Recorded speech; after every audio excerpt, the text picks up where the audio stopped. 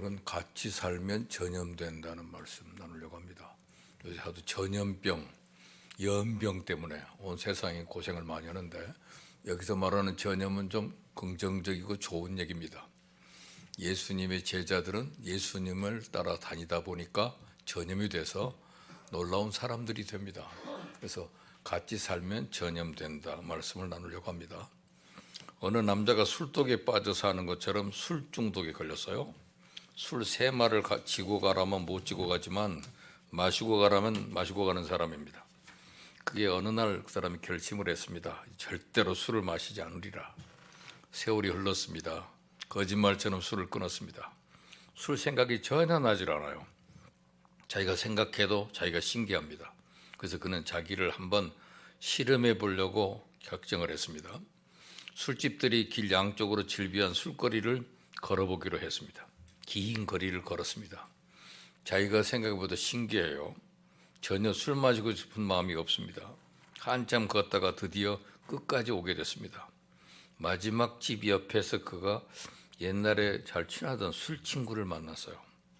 그 친구를 보자마자 손을 덥석 잡으며 여보게, 내가 술 끊기에 성공했네. 기분이 너무 좋으니 한잔하세. 그래서 같이 들어가 술을 다시 퍼마셨어요. 누구와 같이 있느냐가 중요합니다. 같이 있는 사람으로부터 전염되기 때문이죠. 이 세상에서 가장 오래같이 사는 사람은 누굽니까? 말할 것 없이 부부죠. 그래서 부부는 살다 보면 모든 것이 전염되어 평준화됩니다. 1912년이니까 타이타닉 얘기를 나오려면 1912년이 나옵니다. 뉴욕 메이어시 백화점 사장 이사돌 스트라우스가 아내와 함께 유럽 여행을 떠납니다. 40년 기념이죠. 그는 아내와 돌아오는 배를 탔습니다. 그 배가 처음 항해길에 오른 타이타닉 배입니다. 근데 그 배가 빙산에 부딪혀서 배는 점점 가라앉고 있었습니다. 구명정으로 살리는 순서가 정해집니다. 어린아이 그리고 여자들 순서입니다. 부부 중에 아내는 구명정을 탈 수 있었고 남편은 가라앉는 타이타닉 배에 남아 있어야 했습니다.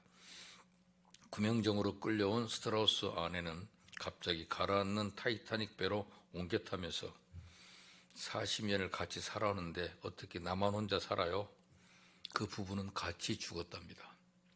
같이 살면 생각하는 것이 같아집니다. 영국 리버풀대 연구진이 이런 실험을 했다고 그래요.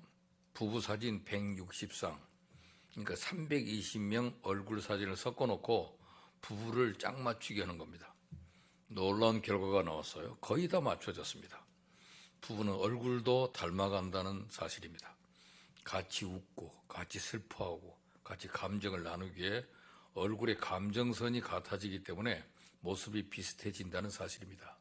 그런데 부부는 감정 표현도 같아진다는 사실이죠. 식성도 같아집니다. 취미도 같아집니다. 부부는 병도 같아집니다. 식성과 운동량이 비슷하기에 병도 같아진단 말이에요. 성격, 가치관 그리고 생각까지 같아진다는 사실을 발견했답니다.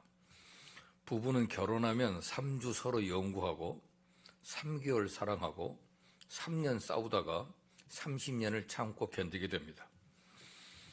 다른 사람, 다름으로 만나서 같음으로 살아가는 것이 부부예요. 같이 살다 보면 모든 것이 같아집니다. 예수님께서 여러분과 저를 선택하신 이유는 예수님과 같이 있게 하려고 부르셨다고 했습니다. 그래서 예수님과 함께 살면서 예수님으로도 전염받아야 할 것들이 몇 가지 있습니다. 같이 살면 전염됩니다. 예수님과 같이 사는 사람은 이런 것이 전염되어야 된다고 그래요. 그 증거가 나타나야 됩니다. 예수님으로부터 전염되어야 될 것이 무엇일까요? 첫째는 섬김입니다. 예수님을 닮아야 하는 우리는 제일 먼저 닮아야 될 것이 섬김이에요. 예수님이 하늘의 보좌를 버리시고 이 땅에 오신 목적을 이렇게 분명히 말씀하셨습니다. 인자가 온 것은 섬김을 받으려 함이 아니라 도리어 섬기려 하고 자기 목숨을 많은 사람의 대성물로 주려 함이니라. 하나님의 아들 예수님은 이 땅에 우리를 섬기러 오셨다고 말씀했습니다. 그래서 우리는 예수님을 따른다고 하면서 제일 먼저 해야 될 것은 섬기는 것을 담는 겁니다. 그래서 종교개혁자 마틴 루터는 그리스도인은 누구보다 자유로운 자이며 누구에게도 종속되지 않은 사람이다. 동시에 그리스도인은 모든 사람의 충실한 종이며 누구에게도 종속되어 있는 사람이다 그랬습니다. 미국의 아이젠하워 대통령 시절에 일어난 얘기입니다. 콜로라도 덴버에 살고 있는 톨 할렐이라고 하는 6살 난 소년이 암으로 죽어가고 있었어요. 그런데 그 지방신문에 이런 기사가 실렸습니다. 대통령을 한번 만나고 죽으면 소원이 없겠다. 그때 아이젠하워 대통령 비서가 이 신문을 보고 대통령에게 보고했습니다.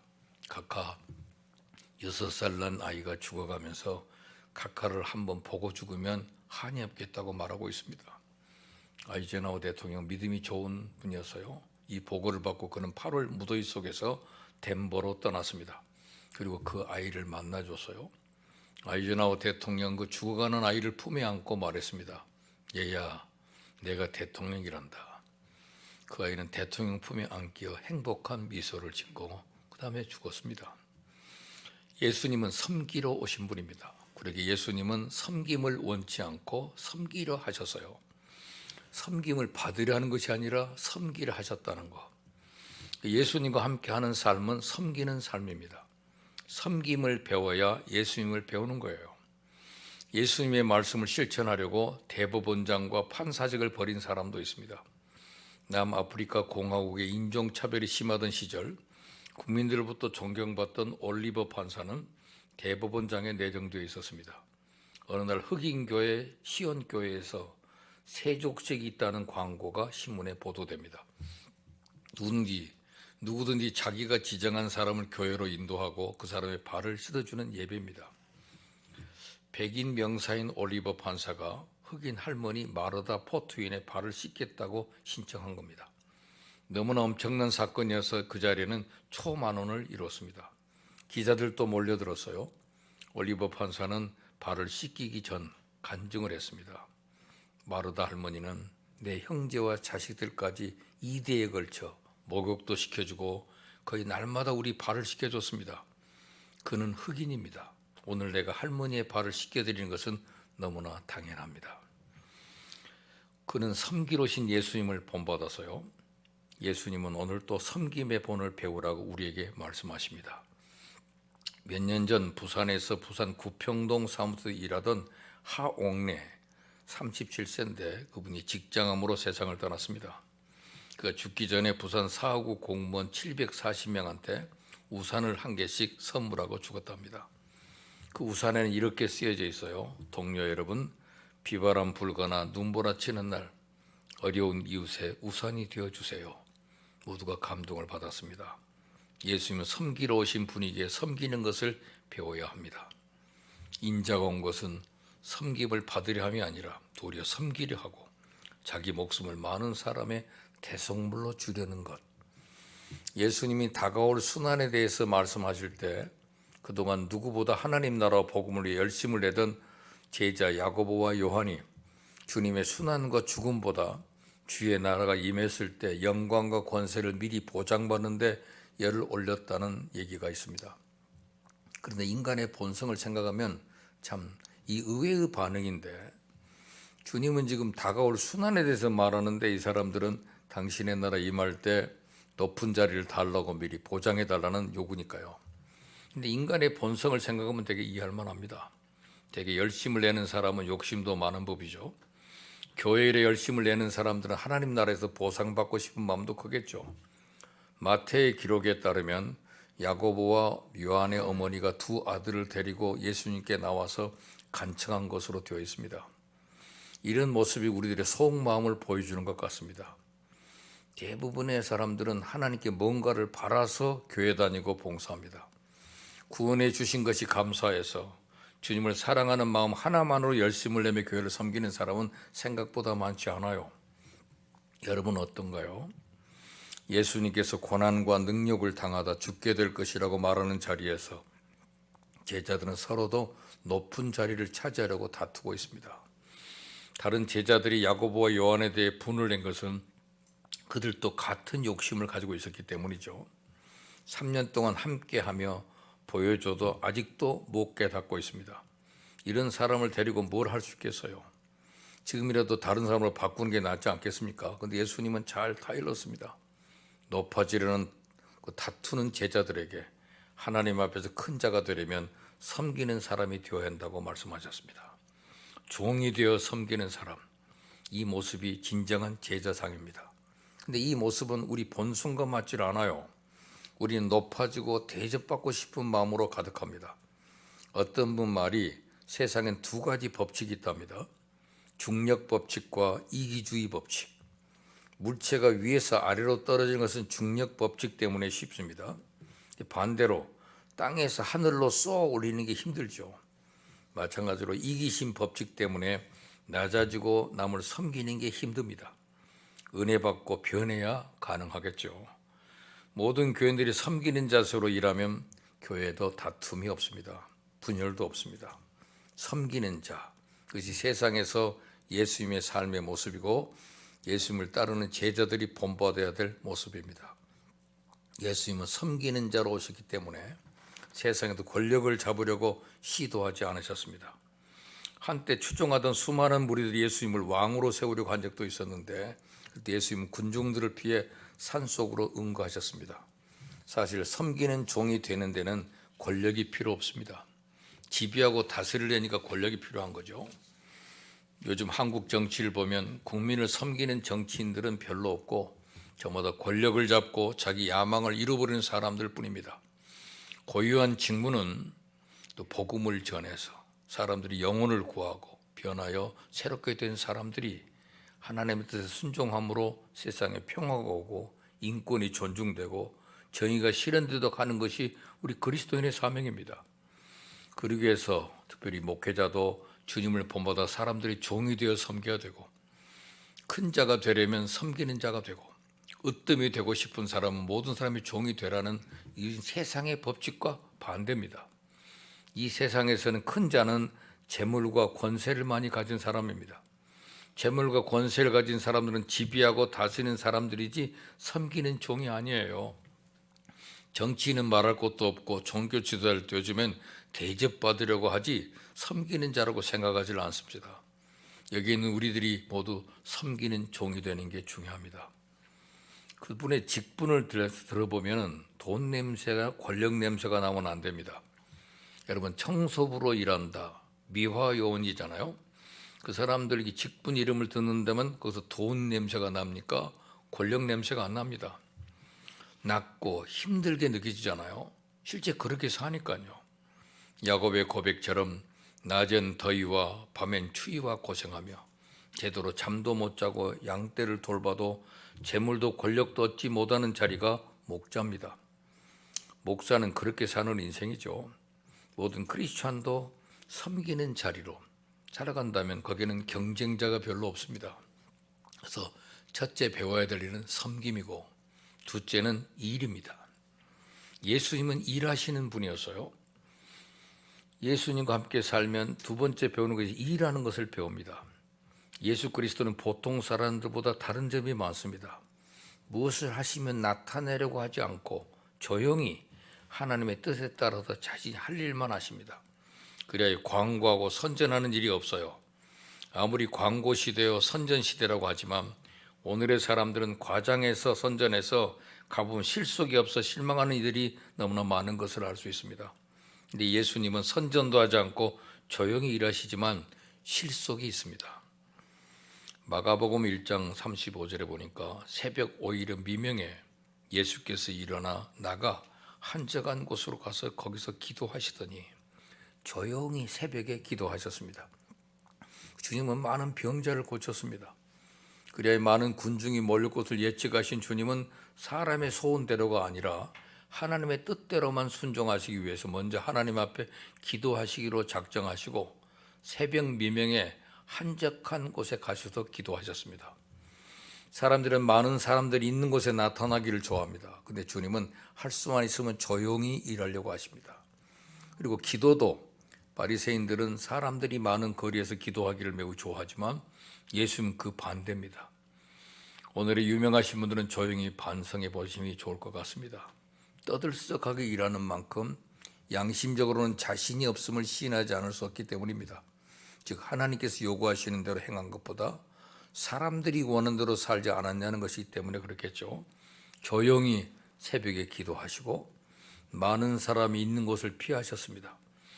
예수님은 많은 사람이 자기를 찾아 만나고 하는 그 간절한 소원을 가지고 있지만 그들이 원하는 대로 하시지 않고 다른 곳으로 가서 복음을 전하시려고 하셨습니다.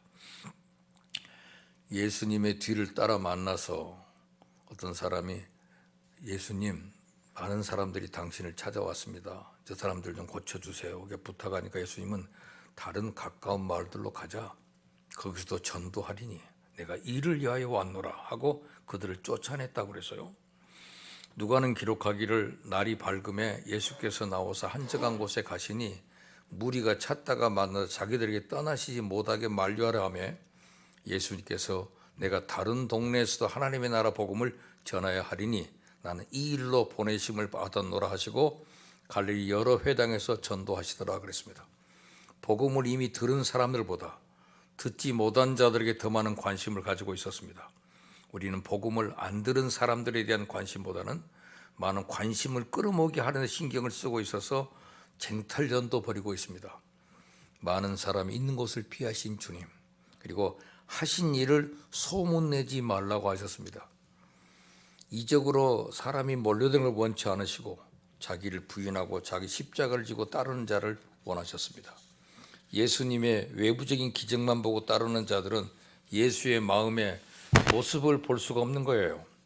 그래서 이적을 행하는 것을 소문내지 말라고 하셨습니다. 근데 오늘의 우리들은 어떻습니까? 행치 아니한 이적도 행했다고 하고 보지 아니한 것도 봤다고 하니 문제가 아닐 수 없고 하나님과 같이 군림하는 것은 더욱 문제입니다. 예수님께서도 매우 겸손히 복음을 전하셨는데 우리는 하나님이나 된 것 같이 떠들썩하게 과대 광고도 하고 자랑도 하며 없었던 일도 하였던 것이 소문을 내며 보이는 면에 대해서는 신경을 쓰고 보이지 아니하는 양심적인 면에 대해서는 신경을 쓰지 않는 점과 겉과 속이 다른 양면을 보여주고 있습니다. 그러므로 오늘의 전도자들은 올바른 신자가 되도록 은밀하게 노력해야 될 것입니다. 예수님은 집에 다 들어가셨으나 무리가 다시 모임으로 식사할 겨를도 없었다. 성경의 기록입니다. 예수님은 식사할 겨를도 없이 일하셨습니다. 부지런히 일하는 것을 닮아야 됩니다. 예수님 우리와 함께 있기를 원하시면서 예수님 섬김을 그리고 부지런하게 일하시는 것을 닮기를 원하고 계셔요. 예수를 닮는다는 말은 예수님이 일하시는 성품을 닮아야 됩니다. 일이 뭡니까? 배는 항구에 있으라고 만들지 않았어요. 항구에 배가 있으면 파도를 만날 위험이 없습니다. 그러나 파도를 만날 망정 침몰의 위험이 있을 망정 배는 망망대해로 나가야 됩니다. 자동차는 차고에 있으려고 만든 게 아닙니다. 차고에 있는 차는 고장날 염려가 없습니다. 사고도 날 리가 없습니다. 그러나 고장나고 사고 날 망정 차는 도로를 달려야 됩니다. 도전이 일입니다. 모험이 일입니다. 믿음의 일은 도전이고 모험입니다. 도전하지 않고 모험하지 않으면 실패할 수 없습니다. 비록 실패할 망정 전진해야 됩니다. 비록 쓰러질 망정 모험해야 됩니다. 도전하고 나가야 됩니다. 예수님의 모든 일은 도전이요 모험입니다. 우리는 예수님을 따라 일해야 됩니다. 도전하고 모험하는 겁니다. 이 일을 배우자. 세 번째는 바로 십자가입니다. 주님 닮아야 될 것이 뭔가? 내게 배울 것, 나를 닮은 것은 십자가다. 십자가는 뭡니까? 희생입니다. 한 사람 아담이 지은 죄로 인해서 온 인간이 원죄로 다 죄인이 됐습니다. 그러나 한 사람 예수로 인해서 모두가 구원을 받았습니다. 그래서 내가 진실로 진실로 너에게 이르노니 한 알의 밀이 땅에 떨어져 죽지 아니하면 한 알 그대로 있고 죽음은 많은 열매를 맺느니라. 자기 생명을 사랑하는 자는 잃어버릴 것이요 이 세상에서 자기 생명을 미워하는 자는 영생하도록 보존하리라. 예수님은 십자가를 지고 죽으시면서 우리 죄를 짊어지고 죽으셨습니다. 그리고 우리에게 생명을 주셨습니다. 그 십자가는 능력이 되었습니다. 그래서 바울은 늘 말했습니다. 십자가의 도가 멸망하는 자들에게는 미련한 것이요 구원을 얻는 우리에게는 하나님의 능력이라.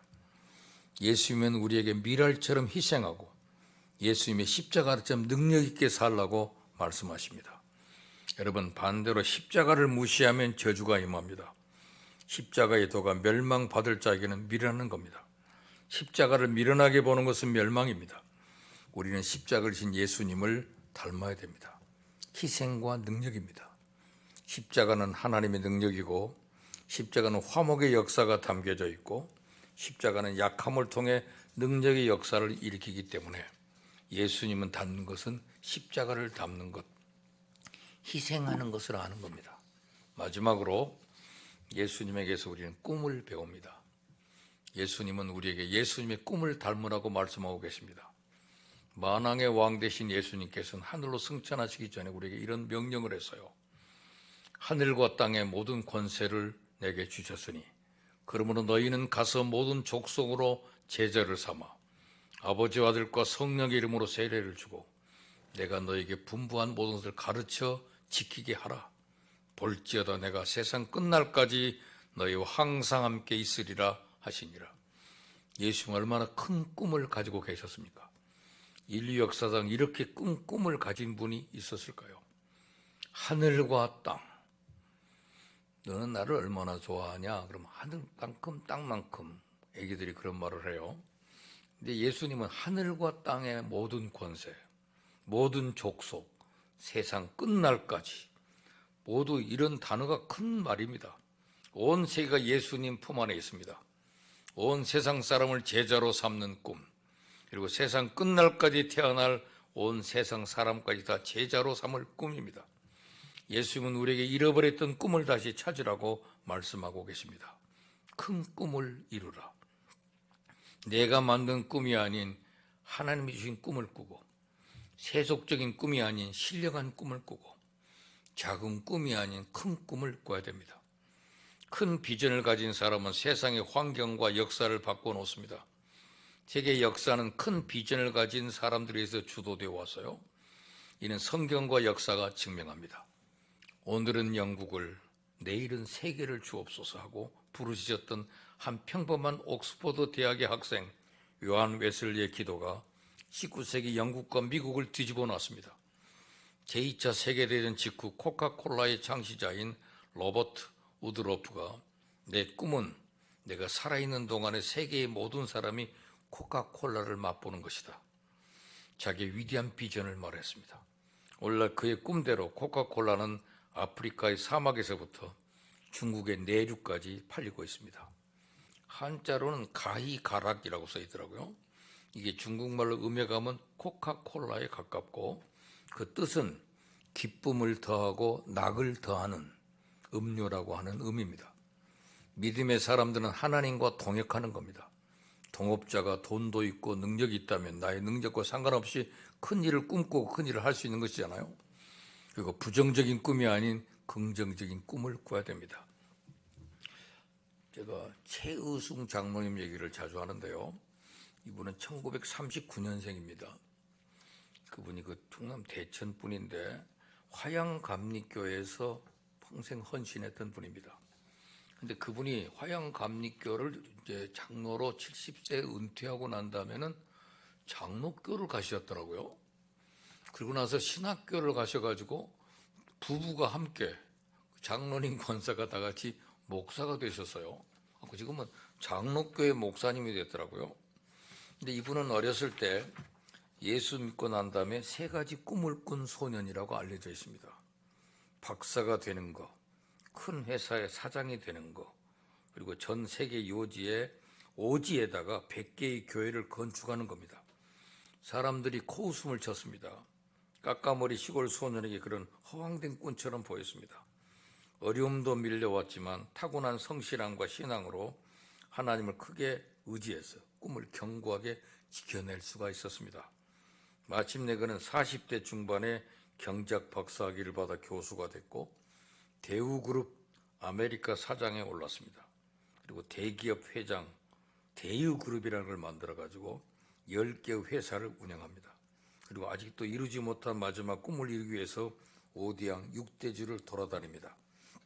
그가 그동안에 107개의 교회를 설립을 했어요. 그래서 전부 그 인생 스토리에 보면 다양합니다. 그리고 대의 선교센터를 개관하고 이번에 감사배를 드리는데 거기에서 그가 이번엔 감리교 장로로서 일생을 살았지만 감리교에서는 40이 넘은 사람은 신학교에 입학을 못합니다. 그러니까 장로교로 가야 되겠다. 그래서 장로교로 가서 공부를 했어요.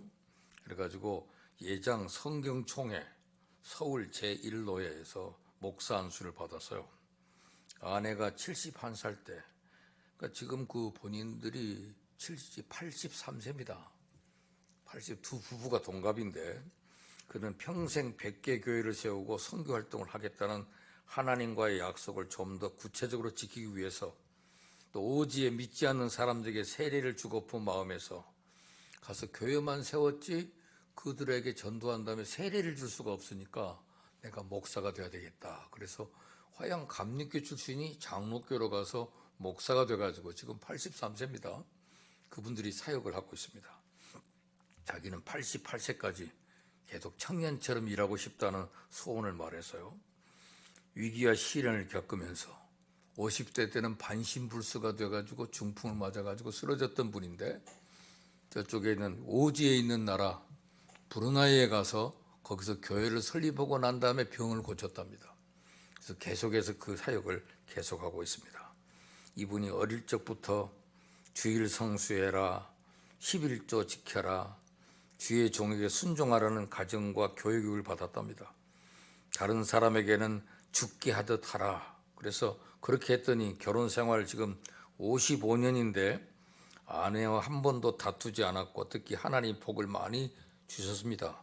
신앙을 가진 뒤 늘 11조를 10분의 3을 내고 있죠. 점점 느려서 10분의 9를 내려고 합니다. 복을 많이 받았으니 하나도 아깝지 않습니다. 이런 헌신한 사람이 됐어요. 그에게는 골로새 3장 23절 말씀, 죽게 하듯 하라. 그 말씀을 항상 가슴에 새기고 살았다고 합니다. 하나님이 찾으시는 사람이라는 책을 쓴 이영수 장로님의 얘기입니다. 그분은 시드니에 있는 주한교회 장로님인데 그는 청년 시절에 3가지 꿈을 가지고 기도했답니다.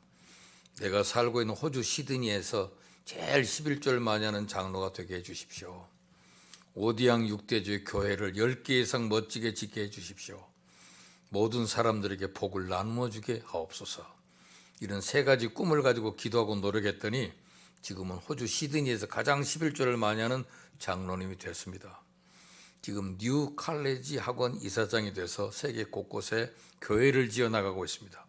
그리고 사람들에게 축복을 나눠주는 장로님이 됐습니다. 여러분, 멋진 꿈을 가지세요. 예수님은 하늘과 땅 모든 권세를 주셨으니 모든 족속으로 제자를 삼아 세상 끝날까지 이런 예수님의 꿈을 우리도 같이 배워서 그 꿈을 가지고 살아야 됩니다. 예수님은 우리에게 이렇게 말씀하십니다. 수고하고 무거운 짐진 자들아 다 내게로 오라. 내가 너희를 쉬게 하리라.